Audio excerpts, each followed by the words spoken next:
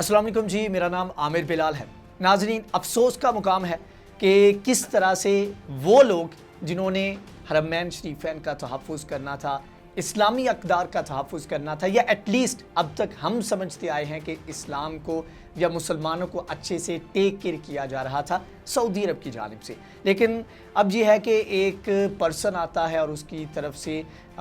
Waste को खुश करने के लिए, या ऐसे कह लें कि सऊदी अरब को दूसरी दुनिया की नज़र में बेहतर बनाने के लिए ऐसे इक़दाम किए जा रहे हैं जो कि कहीं पर अच्छे भी हैं और कहीं पर बहुत नामुनासिब हैं। ये मैं सख्त अल्फाज नहीं यूज़ करता, लेकिन यह है कि नामुनासिब किस्म के इक़दाम भी यूज़ किए जा रहे हैं। आज की वीडियो में दो चीज़ों के ऊपर मैं बात करूँगा कि एक तरफ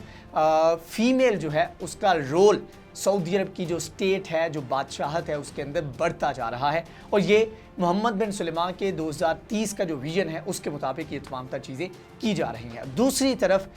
इस्लामिक पॉइंट ऑफ व्यू से देखा जाए तो अपना जो रिलीजन है, जो इस्लाम है, इस्लामी तालीमात जो हैं उसके ऊपर तो मतलब कि ऑलरेडी एक बड़ा कंट्रोल वे में चीज़ों को लेकर चला जा रहा था, जहाँ पर आप हुकूमत के ऊपर तनकीद नहीं कर सकते, इस्लामिक पॉइंट ऑफ व्यू से अगर गलत चीज़ें हो रही हैं उनको पॉइंट आउट नहीं कर सकते। तो इसके साथ साथ एक और आगे कदम बढ़ाते हुए जो गैर मज़ाहब हैं उनकी जो तालीमात है वो देना शुरू कर दी गई हैं, उनको जो है वो अलाउ कर दिया गया है सऊदी अरब के अंदर, और बच्चों को अब इस्लाम के अलावा इस्लाम से हट के जो दीगर मज़ाहिब हैं उनकी तालीम दी जाएगी। इसके ऊपर इस्लामिक पॉइंट ऑफ व्यू क्या है? अल्लाह के नबी के सामने जब इस तरह का वाक़या पेश आया और उसके बारे में जब अल्लाह के नबी का जो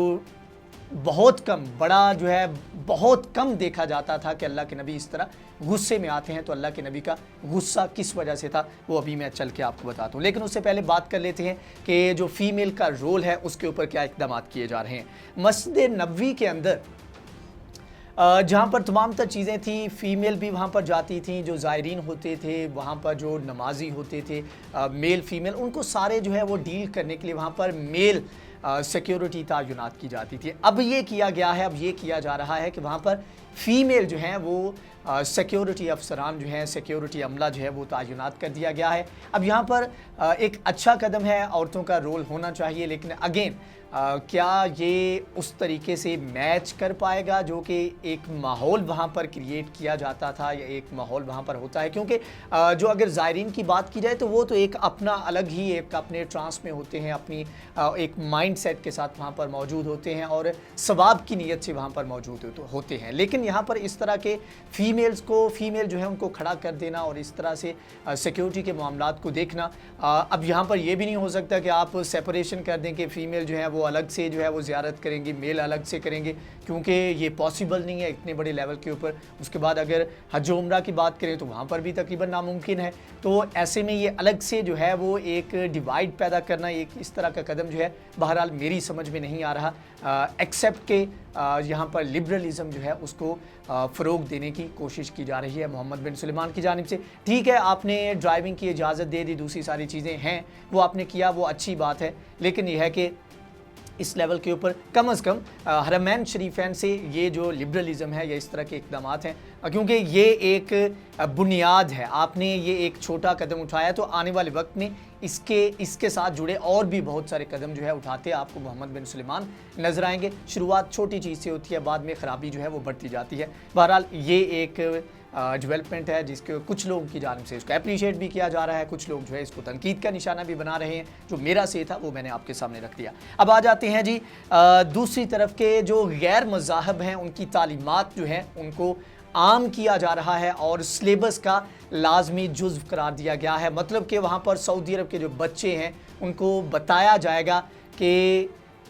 हिंदू मज़हब क्या है, और हिंदू मज़हब की जो सबसे बड़ी दो किताबें समझी जाती हैं महाभारत और वहाँ पर अगर दूसरी बात करें रामायण जो है वो इसके ऊपर जो है बताया जाए। महाभारत की अगर बात की जाए तो ये तारीख़ की, हिस्ट्री की सबसे बड़ी पोइम जो है इसको गिरदाना जाता है। मतलब कि इतनी लंबी पोइम जो है वो कभी भी नहीं लिखी गई, नज़म जो है वो कभी भी नहीं लिखी गई। और इसमें ओवरऑल जो बताया गया है वो ये है कि हिंदुइज़्म की हिस्ट्री क्या है, हिंदुइज़्म किस तरह से कहाँ से चला, उसकी तालीमात, एक रूल्स एंड रेगुलेशन जो है वो वहाँ पर बताने की कोशिश की गई है। बहरहाल इसमें जो है ये रिसेंट डेवलपमेंट ये हुई कि वहाँ पर एक बिजनेसमैन था, उन्होंने अपने बच्चे की सिलेबस जो था उसका जो है एक स्क्रीनशॉट लिया, उसको ट्विटर के ऊपर ट्वीट किया और उसके ऊपर जो है पूरी दुनिया से मिला जुला रिएक्शन नज़र आया। और बहरहाल ये इंतहाई एक स्टेप फॉरवर्ड कह सकते हैं एक लिबरलिज़म की तरफ, लेकिन यह है कि ये बिल्कुल सही कदम नहीं है। उसकी रीज़न ये है कि अल्लाह के नबी सल्लल्लाहु अलैहि वसल्लम के दौर में एक महफ़िल के अंदर अल्लाह के नबी बैठे हुए थे और उनकी जानिब उनके सामने सहाबा कराम बैठते थे और डिस्कशंस की जाती थी। तो ऐसे में हज़रत उमर, अब हज़रत उमर के मर्तबे की बात की जाए तो अल्लाह के नबी की हदीस है कि मेरे बाद अगर कोई नबी होता तो वो उमर होता, और उनके मर्तबा मुकाम जो है उसके ऊपर कोई राय नहीं है। ये भी कहा गया कि जिस गली से उमर गुज़रता है वहाँ से शैतान जो है वो नहीं गुज़रता, अपना रास्ता जो है वो तब्दील कर लेता है। तो ये उमर अल्लाह के नबी के सामने बैठे हुए हैं और तुरात का जो है वो ऐसे कह लें कि वहाँ उसका मुतालिया करना शुरू कर रहे हैं। अल्लाह के नबी के चेहरे का रंग जो है वो तब्दील हुआ और जो सहाबी रवायत करते हैं वो कहते हैं कि उनकी वेन्स जो हैं और उनके जो रवानगी खून की जो है उनके चेहरे के ऊपर वो देखी जा सकती थी, इतने गुस्से में आ गए। अल्लाह के नबी ने फरमाया कि अगर हज़रत मूसा भी ज़िंदा होते और आज हयात होते, यहाँ पर मौजूद होते, तो वो भी मेरे दीन को फॉलो करते। अब इसमें हज़रत उमर की नीयत ये बिल्कुल नहीं थी कि वो यहाँ पर जो है वो कोई कुछ सीखना चाहते हैं या वो यहूदियत की तरफ, ईसाइयत की तरफ वो जाना चाह रहे हैं, लेकिन यह है कि बहरहाल वो मुतालिया कर रहे थे। तो अल्लाह के नबी का ये रिएक्शन जो है इस बात की तरफ इंडिकेट करता है कि आपको एहतियात बरतनी चाहिए, आपको अपने माइंड में आपका बिलीफ होना चाहिए कि इस्लाम जो है वो आखिरी दीन है, अनटिल अनलेस कि आपका कोई और पर्पज़ हो, लाइक रिसर्च के पर्पज़ से। और ज़ाहिर बात है अगर मेरे जैसा बंदा अगर बात करे या आपके जैसा जो कि नॉर्मल स्टूडेंट्स हैं या वैसे एक आम बंदा है, आम मुसलमान है, तो वो रिसर्च करने पहली बात तो मकसद ही नहीं है कोई, और अगर रिसर्च करने के चक्कर में जाएगा तो वो ख़राबी की तरफ ज़्यादा जा सकता है, क्योंकि तमाम जगहों पर तहरीफ बहुत ज़्यादा हो चुकी है। अगर कोई मज़हब अपनी असल हालत में मौजूद है वो इस्लाम है, और कोई किताब अगर असल हालत में मौजूद है तो वो कुरान पाक है। तो अब यहाँ से आप इस कॉन्टेक्स्ट में अगर आप देखें तो अगर आप यहाँ पर अलाउ कर रहे हैं एक रिलीजन को खुश करने के लिए, नो ऑफेंस टू हिंदूज़ और या किसी भी अदर रिलीजन को, क्योंकि आई बिलीव के इस्लाम जो है इस बात की तलकीन करता है और हमें तालीम दी जाती है कि हम किसी भी मज़हब को बुरा भला ना कहें। लेकिन यह है कि अगेन बीइंग